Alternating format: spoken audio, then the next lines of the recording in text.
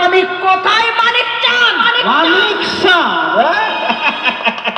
তোমার আসল স্বামীর তো তুমি খুন করেছো।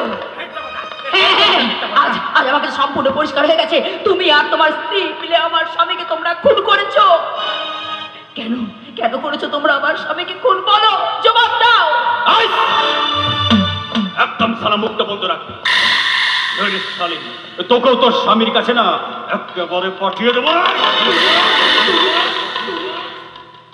তুমি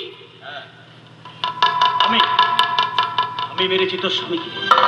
আমি তোর স্বামীকে মেরে তোর স্মৃতিটা শূন্য করে নিয়েছি। শূন্য করে কেন করলে আপু? আমার স্বামীকে কেন তুমি কেড়ে নিলে? আরে কাঁদে না, কাঁদে না, কাঁদে না দেবী সোনা, কেঁদো না। শূন্য স্মৃতিতে তো আমি শূন্য রাখবো না। তোমার শূন্য স্মৃতিতে আবার আমি সিঁদুর পরিয়ে তোমাকে নিয়ে গিয়ে ওই বাংলাদেশে ঘর বাঁধবো। বানাচ্ছি তোমার ঘর। দাঁড়াও, তোমার পেটে পেটে এত শয়তানি বুদ্ধি, আমাকে ছেড়ে দিয়ে তুমি ওই কচি মেয়েটাকে নিয়ে তুমি ফুর্তি করবে, ঘর বাঁধবে। বানাচ্ছি তোমার ঘর। ছাড়ো, ছাড়ো, তুমি আমার বৌমাকে ছেড়ে দাও। তুমি আমার বৌমাকে একদম স্পর্শ করবে না। পিসিমা,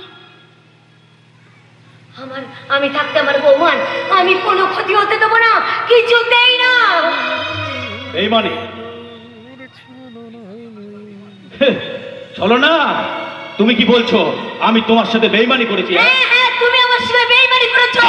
আমি তোমার জন্য এত কিছু করলাম, আর তুমি কি না আমার সঙ্গে এরকম বেইমানি করতে পারলে? আরে সালি, এই যে নিজের দাদার সম্পত্তির লোভে নিজের ভাইপোটাকে ফুলসজ্জার ঘরে খুনের ষড়যন্ত্র করতে পারে, তার থেকে বড় বেইমানের দুনিয়ায় কজন আছে? চলো না। আর আমার বলছো তুমি বেইমান? হ্যাঁ হ্যাঁ, তুমি বেইমান। আমি 100 বার বলবো তুমি বেইমান, বেইমান, বেইমান।